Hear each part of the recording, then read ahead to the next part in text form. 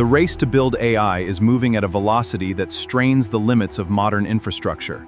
And the biggest bottlenecks are found in soup and toilets.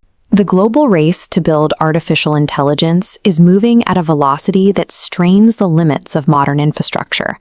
Tech giants are building data centers at a scale that requires millions of specialized chips, each demanding a massive increase in physical processing power.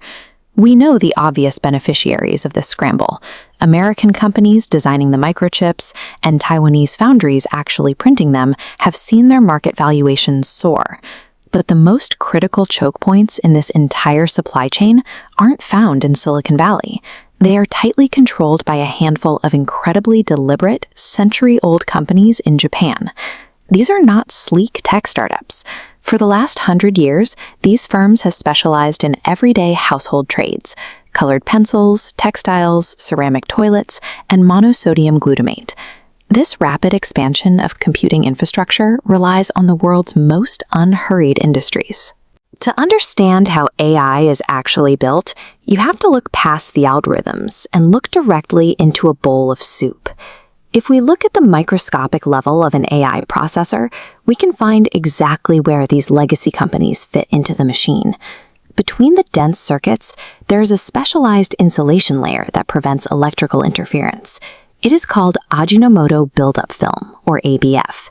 It is produced by the same company that makes the world's most famous food seasoning. In fact, ABF was originally developed from the chemical byproducts of Ajinomoto's MSG manufacturing process. Today, Ajinomoto controls more than 95% of the global market for this vital film. By repurposing the residue from soup production, they built a near-total monopoly over a material that every major AI chipmaker now requires. They aren't the only ones. Toto is a century-old firm universally known as the world's largest manufacturer of electronic toilets. Yet, Toto has secured a massive profit center in the middle of the semiconductor manufacturing process through a tool called an electrostatic chuck. During manufacturing, silicon wafers must be held perfectly still while memory chips are etched. An electrostatic chuck is an advanced ceramic plate that uses an electrical field to lock those wafers firmly in place. Toto's mastery of ceramics is so specialized that these components now account for more than half of their total operating profit. Other legacy players fill out the cast. Nitabo turned its textile expertise into ultra-thin glass fibers for chip packaging, and Sakura adapted its colored pencil technology to create scanners that spot microscopic manufacturing defects. These unglamorous legacy goods allowed these companies to covertly master the exact material sciences that modern AI hardware would eventually need. This dominance is the result of two factors. First, history. In the 1980s, Japan was a semiconductor superpower, producing more than half of the world's microchips. That massive local production forced Japanese companies in other sectors, like textiles and chemicals, to invest deeply in materials research to support the tech giants in their own backyard.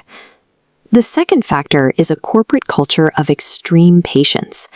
Japanese firms often spend decades developing a technology, even when there is no obvious buyer. Ajinomoto started researching ABF in the 1970s. They stubbornly kept refining the chemistry for nearly 30 years before a major chip maker finally adopted it in 1999.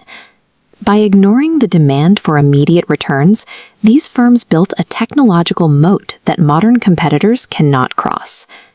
But that patience is now creating a bottleneck.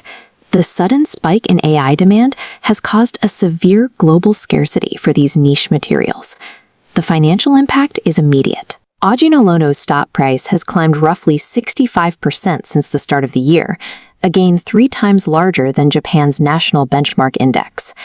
However, there is a drawback to this culture. These companies are often maddeningly slow to respond to market spikes.